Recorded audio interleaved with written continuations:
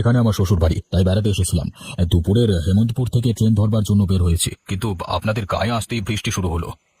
দুপুরে ট্রেন আসতে অনেক দেরি। আপনারা ভেতরে এসে বসুন, পারলে শুকনো কাপড় পরে নিন।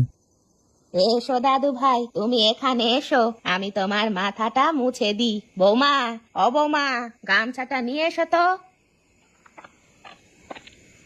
গামছা কেন মা?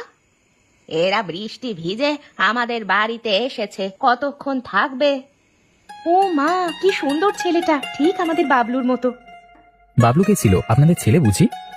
হ্যাঁ, তোমার মতো বড় থাকতে ও জলে ডুবে মারা যায়। আমি বাবলু নই অপু, আমি সাঁতার কাটতে পারি, জলে ডুবে মরবো না। বালাই ষাট, তুমি জলে ডুববে কেন? তোমার অনেক বছর আয়ু হবে বাবা। অপু চলো ঘরে চলো, এবার কাপড়টা পাল্টে নাও। তোমার আবার জলে ভিজলে ঠান্ডা লেগে যায়। তাই আসুন, তাই আসুন।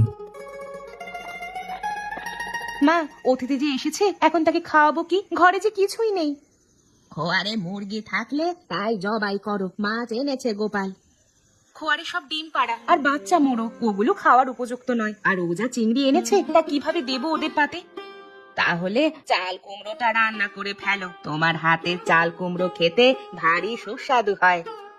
কিন্তু ওটা তো আপনি সুবাসিনীদের জন্য রেখেছেন মা।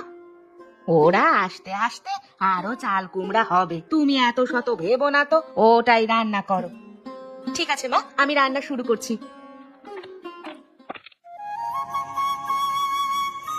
আপনাকে আরেকটু কচু শাক দিব, খেয়ে দেখুন, খুব মজা হয়েছে। মজা তো হয়েছে, কিন্তু খেয়ে তো গলা চুলকাবে। এটা ডাঙার কচু মশাই, এতে গলা ধরবে না।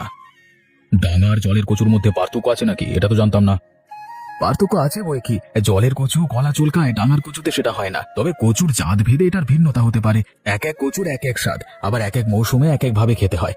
যেমন বর্ষাকালে কচুর ডাঁটা খুব মজার হয়, আবার চৈত্র মাসে এর কোড়ার অংশ খেতে খুব সুস্বাদু হয়। বাবা, আপনারা এত কিছু জানেন?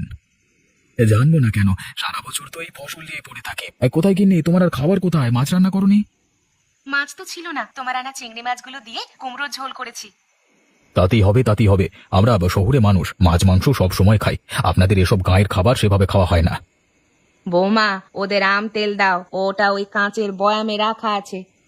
দিচ্ছি মা, আগে কুমড়ো ঝোলটা দিয়ে দিই। আমাকে আর দেবেন না, এতেই হয়ে যাবে। কেমন হয়েছে কে বলবেন কিন্তু, এটা আমার বাপের বাড়ি থেকে শিখে আসা খাবার।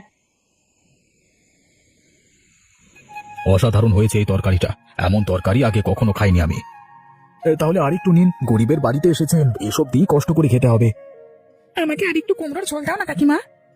দিচ্ছি বাবা, দিচ্ছি, এই নাও কুমড়োর ঝোল।